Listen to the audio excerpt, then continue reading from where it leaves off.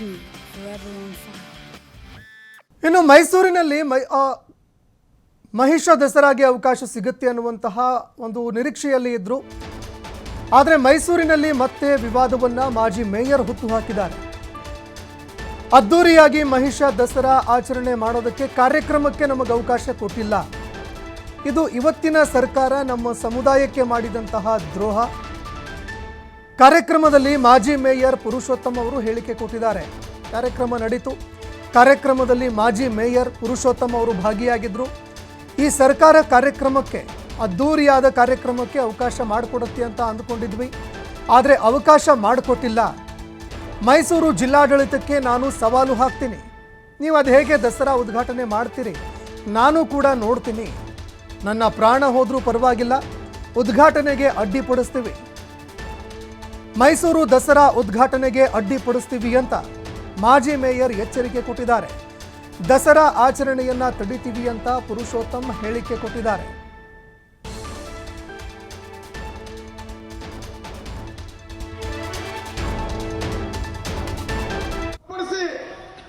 ಇವತ್ತು ನಿಮ್ಮ ದಸರಾವನ್ನ ನೀವು 12ನೇ ತಾರೀಕಿಗೆ ಯಾವ ರೀತಿ ಆಚರಣೆ ಮಾಡ್ತೀರಿ ಅಂತಕ್ಕಂಥದ್ದನ್ನು ಕೂಡ ನಾನು ಎದುರು ನೋಡ್ತಾ ಇರ್ತೀನಿ ನಿಮ್ಮನ್ನ. ಬಂಧುಗಳೇ, ಈ 24ರ ದಸರಾ ಇಡೀ ರಾಜ್ಯಕ್ಕೆ, ಇಡೀ ದೇಶಕ್ಕೆ ಕೆಟ್ಟ ಸಂದೇಶ ಹೋಗಬೇಕು. ನನ್ನ ಸಂಸ್ಕೃತಿಗೆ ಅರ್ಚನೆ ಮಾಡಿದ್ರೆ ನಾನು ಈ ಸಾರಿ ದಸರಾವನ್ನ ಧಿಕ್ಕರಿಸ್ತೀವಿ ಮತ್ತು ದೇಶದ ಉದ್ದಕ್ಕೂ ಬರ್ತಕ್ಕಂಥವ್ರನ್ನ ತಡಿತೀವಿ. ನಾವು ಇವತ್ತು ಇಲ್ಲಿ ಗಲಭೆ ಆಗ್ತದೆ, ಪೊಲೀಸರಿಂದ ದೌರ್ಜನ್ಯ ಆಗ್ತದೆ, ಜಿಲ್ಲಾಡಳಿತದಿಂದ ದೌರ್ಜನ್ಯ ಆಗ್ತದೆ. ಹಾಗಾಗಿ ನೀವು ಯಾರು ಕೂಡ ಬರಬೇಡಿ, ಈ ದಸರಾ ಆಗೋದಿಲ್ಲ ಅಂತಕ್ಕಂಥ ಸಂದೇಶವನ್ನ ನಾವೆಲ್ಲರೂ ಕೂಡ ಕೊಡೋಣ. ನಿಮ್ಮ ಜಾಗದಲ್ಲಿ ಬರ್ತಕ್ಕಂಥ ಬಸ್ಸು, ಕಾರು, ಟ್ರೈನು ಇವೆಲ್ಲವನ್ನು ಕೂಡ ತಡಿಬೇಕು. ರಾಜ್ಯದ ಉದ್ದಗಲಕ್ಕೂ ಬರ್ತಗಳಿ ವಿಶ್ರಾಂತಗಳಕ್ಕೆ ಏನಾಗ್ತದೆ ಆಗಲಿ. ನಮ್ಮ ತಾಳ್ಮೆಯನ್ನು ಪರೀಕ್ಷೆ ಮಾಡ್ತಾರೆ ನೀವು, ನಮ್ಮ ತಾಳ್ಮೆಯನ್ನ. ಅರೆ, ನಿಮ್ಮ ಅಪ್ಪನ ಮನೆ ಬರ್ತಾ ಇದೀವ, ನಿಮ್ಮನ್ನೇನಾದ್ರು ಕೂಡ ಆರಾಧಿಸಿ ಅಂತ ಕೇಳ್ತಾ ಇದೀವ, ನಿಮ್ಮನ್ನ ಗೌರವಿಸಿ ಅಂತ ಕೇಳ್ತಾ ಇದೀವ. ನಮ್ಮ ಅಭಿಮಾನ, ನಮ್ಮ ಪ್ರೀತಿ, ನಮ್ಮ ಗೌರವ, ನಮ್ಮ ಮೂಲ ಪುರುಷ ಮಹಿಷಾಸುರನನ್ನು ಗೌರವಿಸ್ತಾ ಇದೀವಿ. ಮಹಿಷಾ ರಾಕ್ಷಸರಲ್ಲ ಅಂತಕ್ಕಂಥದನ್ನ ಎಲ್ಲ ಇತಿಹಾಸ ಕೂಡ ಮಾತಾಡ್ತಾ ಇದೆ. ಈ ಸಾರಿ ದಸರಾಕ್ಕೆ ಅಡ್ಡಿಪಡಿಸಬೇಕು. ಉದ್ಘಾಟನೆ 2ನೇ ತಾರೀಕು 3ನೇ ತಾರೀಕು ಇದೆ, ಅದಕ್ಕೆ ಅಡ್ಡಿಪಡಿಸಲೇಬೇಕು. ನೋಡಿ ಸ್ವಾಮಿ, ನ್ಯಾಯ ಕೇಳೋಣ, ನ್ಯಾಯ ಕೇಳೋಣ. ಸ್ವಾಮೀಜಿಯವರೇ, ನ್ಯಾಯ ಕೇಳೋಣ. ನಾವು ಯಾರು ಕೂಡ ಅನ್ಯಾಯವಲ್ಲ. ನಮಗೆ ಇಲ್ದಿದ್ದ ಧಾರ್ಮಿಕತೆ, ನಿಮ್ಮ ಧಾರ್ಮಿಕತೆಗೆ ಗೌರವ ಕೊಡಬೇಕು ಅಂತಿಲ್ಲ, ಈ ನಾಡ ದಸರಾ ಕೊಡಬೇಕಾಗಿಲ್ಲ.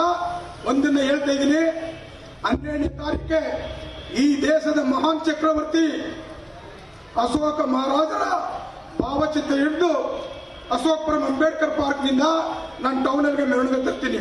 ಅಂಬೇಡ್ಕರ್ ಇದಕ್ಕೆ ಭವನಕ್ಕೆ ನಾನು ಮೆರವಣಿಗೆ ತರ್ತೀನಿ. ಪುರ ಭವನಕ್ಕೆ ನನಗೆ ಅನುಮತಿ ಕೊಡಬೇಕು, ಇಲ್ಲ ದಸರಾ ಮೆರವಣಿಗೆ ನಿಲ್ಲಿಸಬೇಕು. ಈ ಬಗ್ಗೆ ಮತ್ತಷ್ಟು ಮಾಹಿತಿ ಕೊಡ್ತಾ ಹೋಗ್ತಾರೆ. ಪುನೀತ್ ನೇರ ಸಂಪರ್ಕದಲ್ಲಿ ಜಾಯ್ನ್ ಆಗಿದ್ದಾರೆ. ಪುನೀತ್, ಮಹಿಷ ದಸರಾಗೆ ಸಂಬಂಧಪಟ್ಟಂತೆ ನಾವು ದಲಿತರ ಪರ ಅಂತ ಹೇಳ್ಕೊಂಡಿರುವಂತಹ ಒಂದು ಸರ್ಕಾರ, ಹಿಂದುಳಿದ ವರ್ಗಗಳ ಪರ ಅಂತ ಹೇಳ್ಕೊಂಡಿರುವಂತಹ ಸರ್ಕಾರ, ಈಗ ಸರ್ಕಾರ ಏನು ದಸರಾ ಹಬ್ಬ ಮಾಡೋದಕ್ಕೆ ತಯಾರಿ ಮಾಡ್ಕೊಳ್ತಾ ಇದೆ, ಅದಕ್ಕೆ ಅಡ್ಡಿಪಡಿಸ್ತೀವಿ ಅನ್ನುವಂತಹ ಹೇಳಿಕೆಯನ್ನು ಪುರುಷೋತ್ತಮ್ ಅವರು ಕೊಟ್ಟಿದ್ದಾರೆ. ಹೀಗಾಗಿ ಈ ಬಾರಿ ಮಹಿಷ ದಸರಾ ಒಂದು ಹೈ ಡ್ರಾಮಾಕ್ಕೆ ಏನಾದರೂ ಕಾರಣ ಆಗಬಹುದಾ ಅಂತ?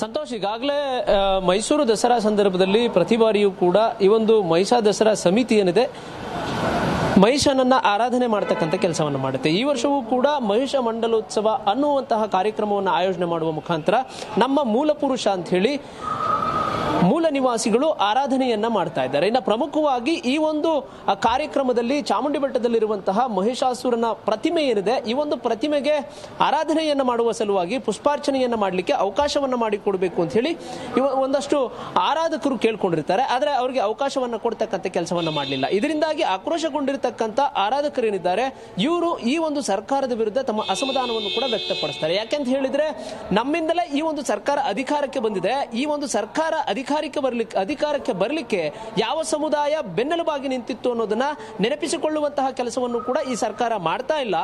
ನಮ್ಮ ಸಮುದಾಯಕ್ಕೆ ದ್ರೋಹವನ್ನ ಮಾಡತಕ್ಕಂಥ ಕೆಲಸವನ್ನ ಮಾಡ್ತಾ ಇದೆ, ನಮ್ಮ ಆಚರಣೆಗಳಿಗೆ ತೊಂದರೆ ಕೊಡ್ತಕ್ಕಂಥ ಕೆಲಸವನ್ನ ಮಾಡ್ತಾ ಇದೆ ಅಂತ ಹೇಳಿ ಆಕ್ರೋಶವನ್ನು ವ್ಯಕ್ತಪಡಿಸಲಾಗುತ್ತೆ.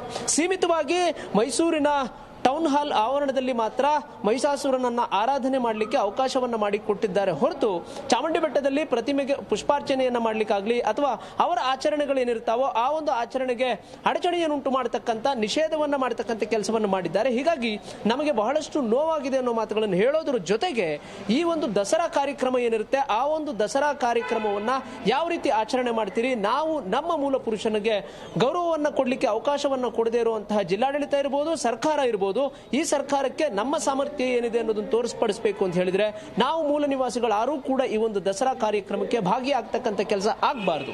ತಮ್ಮ ಊರುಗಳಲ್ಲಿ ಪ್ರತಿಭಟಿಸುವಂತದ್ದು, ಯಾವುದೇ ವಾಹನಗಳು ಬರಲಿ ಅದನ್ನ ಸ್ಪಂದಿಸ್ತಕ್ಕಂಥ ಕೆಲಸವನ್ನ ಮಾಡಬಾರದು, ಆ ಒಂದು ದಸರಾಗೆ ಭಾಗವಹಿಸ್ತಕ್ಕಂಥ ಕೆಲಸ ಮಾಡಬಾರದು ಅನ್ನೋ ಒಂದು ಕರೆಯನ್ನ ಇಲ್ಲಿ ಪ್ರಮುಖವಾಗಿ ಮಾಜಿ ಮೇಯರ್ ಪುರುಷೋತ್ತಮ ಏನಿದ್ದಾರೆ ಇವರು ಕರೆ ಕೊಡ್ತಕ್ಕಂಥ ಕೆಲಸವನ್ನು ಮಾಡ್ತಾರೆ. ಯಾಕೆ ಅಂತ ಹೇಳಿದ್ರೆ ಮಹಿಷಾಸುರನ ಆರಾಧನೆಯನ್ನ ಮಾಡಲಿಕ್ಕೆ ನಾವು ಯಾವುದೇ ಒಂದು ನಂಬಿಕೆಗಳಿಗೆ ಅಗೌರವ ತೋರಿಸುವಂತಹ ಕೆಲಸವನ್ನ ಮಾಡೋದಿಲ್ಲ. ಚಾಮುಂಡಿಯನ್ನ ನಂಬತಕ್ಕಂಥವ್ರು ನಂಬಬಹುದು, ಅವ್ರ ಆರಾಧನೆ ಮಾಡ್ತಕ್ಕಂಥವ್ರು ಮಾಡಬಹುದು.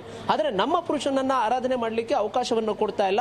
ಯಾವುದೋ ಒಬ್ಬ ವ್ಯಕ್ತಿಗೆ ಹೆದರಿಕೊಳ್ಳುವಂತಹ ಕೆಲಸವನ್ನ ಇಲ್ಲಿ ಆ ಜಿಲ್ಲಾಡಳಿತ ಮಾಡ್ತಾ ಇದೆಯಾ, ಆತನಿಗೋಸ್ಕರವೇ ಈ ಒಂದು ನಿಷೇಧವನ್ನ ತರಲಾಗಿದೆಯಾ ಅನ್ನೋ ಒಂದು ಆಕ್ರೋಶವನ್ನು ವ್ಯಕ್ತಪಡಿಸುವ ಮುಖಾಂತರ ಇಲ್ಲಿ ಈ ಒಂದು ಮಹಿಷಾ ದಸರಾವನ್ನ ವಿರೋಧಿಸುವಂತಹ ಮಾಜಿ ಸಂಸದ ಪ್ರತಾಪ್ ಸಿಂಹ ಏನಿದ್ದಾರೆ ಅವರ ವಿರುದ್ಧವೂ ಕೂಡ ವಾಗ್ದಾಳಿಯನ್ನ ಮಾಡ್ತಾರೆ. ಜೊತೆಗೆ ಈ ಒಂದು ಸರ್ಕಾರ ಸಿದ್ದರಾಮಯ್ಯನವರ ನೇತೃತ್ವದ ಕಾಂಗ್ರೆಸ್ ಸರ್ಕಾರ ಏನಿದೆ ಇದು ನಮ್ಮ ಸಮುದಾಯದ ಸಹಕಾರದಿಂದ ಅಧಿಕಾರಕ್ಕೆ ಬಂದಿದೆ, ಆದರೆ ನಮ್ಮ ಆಚರಣೆಗಳಿಗೆ ಸಹಕರಿಸುವಂತಹ ಒಂದು ಅವಕಾಶವನ್ನು ಕೊಡ್ತಕ್ಕಂಥ ಕೆಲಸವನ್ನ ಮಾಡ್ತಾ ಇಲ್ಲ. ಹೀಗಾಗಿ ಈ ಸರ್ಕಾರಕ್ಕೆ ತಕ್ಕ ಪಾಠವನ್ನು ಕಲಿಸೋಣ ಅನ್ನೋ ಒಂದು ಆಕ್ರೋಶವನ್ನು ವ್ಯಕ್ತಪಡಿಸ್ತಾರೆ.